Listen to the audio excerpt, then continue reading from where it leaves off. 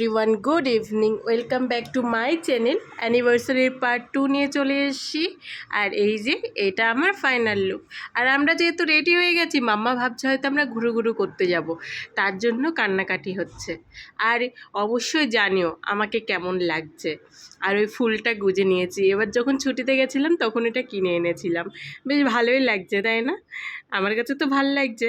আর তোমাদের কেমন লাগছে সেটা অবশ্যই জানিও। চলো এবার আমাদের তিনজনের লুকটা দেখিয়ে দিই। কেমন লাগছে আমাদের তিনজনকে অবশ্যই কমেন্ট করে জানিও। আর চলো ব্যাক ক্যামেরায় তোমাদের দেখাচ্ছি কেমন সেজেছি।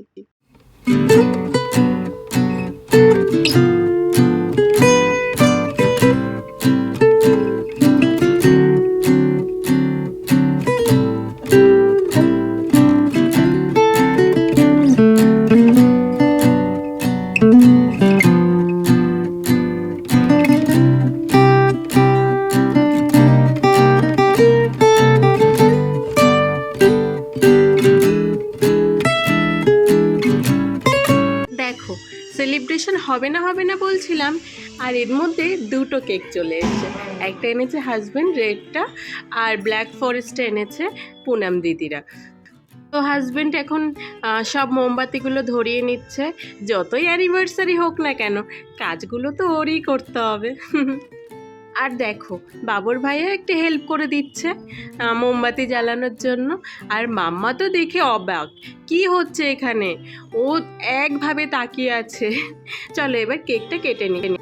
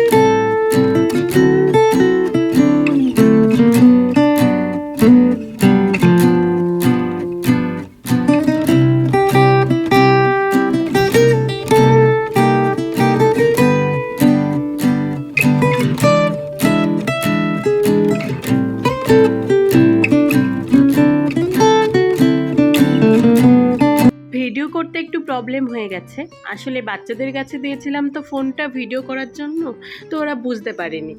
তো দেখো, অনেক কেটে কেটেই দিতে হচ্ছে, অনেক জায়গায় ফোন সোজা করে উল্টো করে এমনভাবে করেছে কি বলবো তোমাদের। তো এখন সবাই আমাদের কেক খাইয়ে দিচ্ছে। আর জানো তো, আমাদের অ্যানিভার্সারিতে অন্য কিছু করার ইচ্ছা ছিল, একটু প্ল্যানিং করেছিলাম, কিন্তু একটা সমস্যার জন্য হয়ে উঠলো না। অনেক বড় একটা প্রবলেম হয়ে গেছিলো। যে আরও একটা ভাই আমাদের সঙ্গে থাকে, সব জায়গায় যায়। আগে পুনাম দিদির যে অ্যানিভার্সারি ছিল সেখানে দেখেছে ওই দিদিকে। ওই দিদির বাচ্চার একটু অ্যাক্সিডেন্ট হয়ে গেছিলো, তো হসপিটালে অ্যাডমিট ছিল, ওর জন্য আর ওনরা নেই, তো ওর জন্য কিছু করা হলো না। তো দেখো, এখন আমরা সবাই একটু ভিডিও করে নিচ্ছি, ফটো তুলে নিচ্ছি, ফটো সেশন চলছে। তো মোটামুটি ভালোই এনজয় করলাম, খুব একটা খারাপ না। হঠাৎ করে অনেক, তাই না, অনেকটাই বেশি। তো হাজব্যান্ড তো কেক, সামোসা আর জিলাপি নিয়ে এসেছিল। ওটা ছাড়াও বাবুর ভাইয়াও এনেছিল কেক, সামোসা আর জিলাপি, অনেক বেশি হয়ে গেছিলো। তো এই যে সবাইকে দিয়ে দিয়েছি প্লেটে করে, এখন সবাই খেয়ে নিয়েছে। আর এদিকে দেখো মাম্মা, কি দারুণ লাগছে না? ভালোই লাগছে, একটু ওল্ড ফ্যাশনের ড্রেসটা, বাট ভালোই, খুব একটা খারাপ না। তো এই এক্ষুনি সবাই গেল, এখন বাজে 9:30। এই যে রেডি হয়ে গেছি। নাও মাম্মা,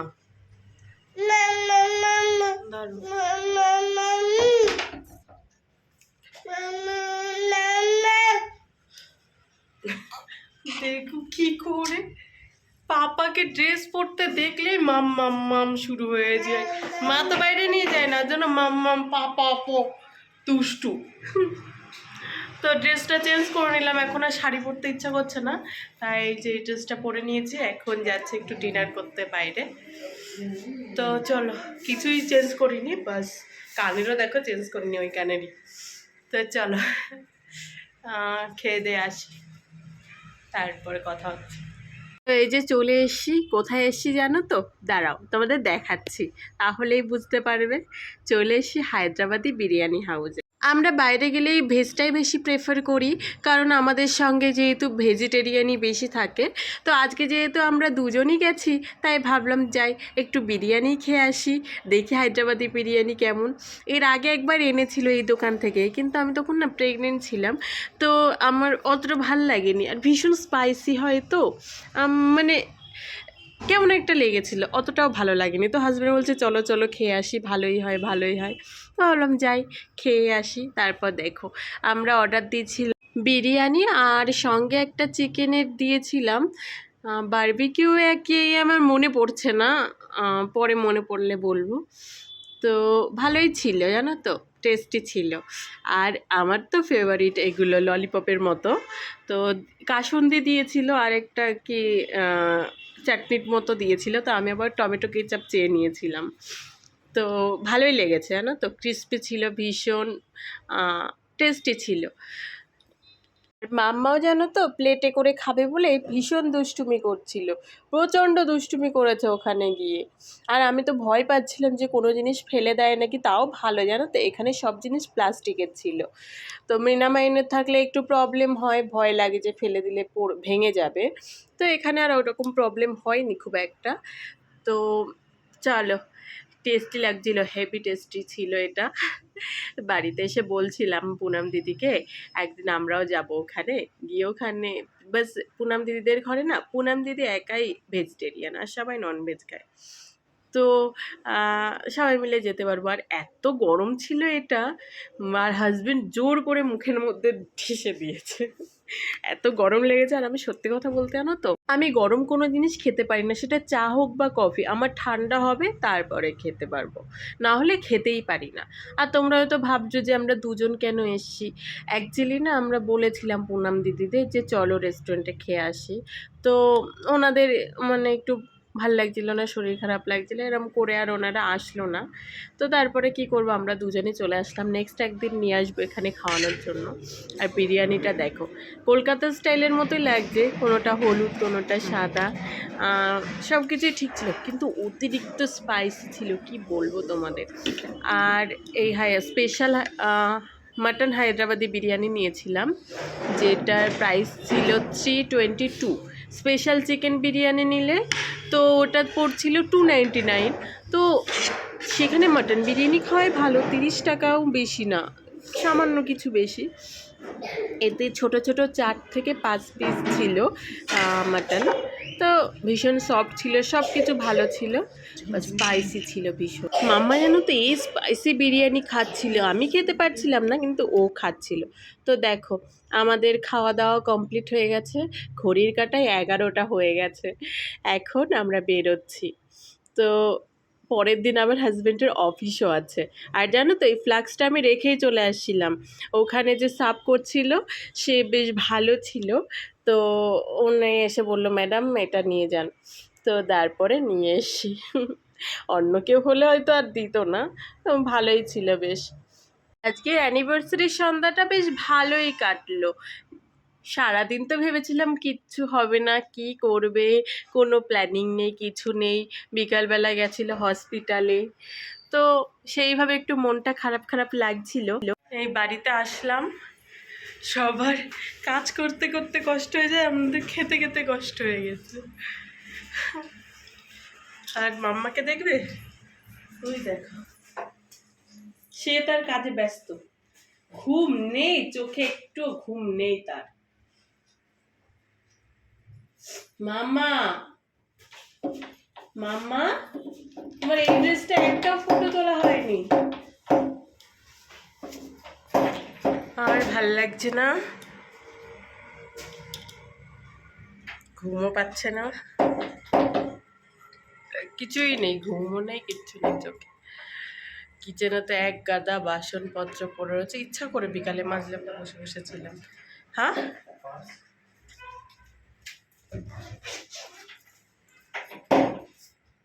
আছে,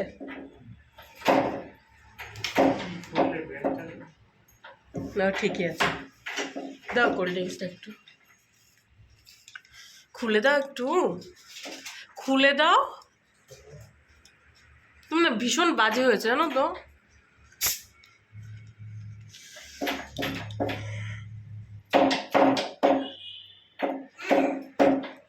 হায়দ্রাবাদি বিরিয়ানি এত পরিমাণ স্পাইসি, লাস্টে একটা কোক অর্ডার দিতেই হলো, এমনি ঠান্ডা লেগেছে। কি হলো রে? এমনি ঠান্ডা লেগেছে জানো না। বাড়ির থেকেও এক গ্লাস খেয়ে গেছি, কোল্ড ড্রিঙ্কস এনেছিল সবার জন্য সেখান থেকে। তখন দেখো চোখ টোকের অবস্থা কি। এখন মেকআপ সব তুলতে হবে। একটা জিনিস ভালো, মাম্মার ওয়াইফসগুলো আমারও কাজে লেগে যায়, এত সুন্দর মেকআপ ওঠে ওঠে, দারুণ। আমি যদি ফেস ওয়াশও না করি মুখে তাও মানে কিচ্ছু হবে না। মেকআপ বলতে কি, ব্যাস চোখের নিচে এখানে কালি হয়ে গেছে বলে ওখানে ফাউন্ডেশন লাগিয়ে দিয়েছি, আর মুখে ক্রিম। তাও কি ক্রিম জানো? সানস্ক্রিন। একটা সানস্ক্রিন আছে আমার, পুরো মেকআপের মতো, তো ওটাই লাগিয়েছি। তো চলো এই খেতে থাকি, খেতে খেতে ভিডিওটা শেষ করে দিই। তো আজকের ভিডিওটা এই পর্যন্তই থাকলো।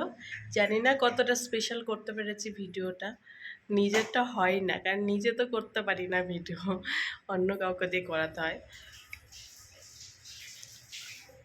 তো চলো আজকের ভিডিও এই পর্যন্তই থাকলো। যদি কোনো কিছু ভালো লেগে থাকে তাহলে অবশ্যই লাইক, কমেন্ট এবং শেয়ার করে দিও। আর হ্যাঁ, সাবস্ক্রাইব করতে একদম ভুলো না কিন্তু। বাই, গুড নাইট, দেখাবে নতুন একটা ভিডিওর সঙ্গে।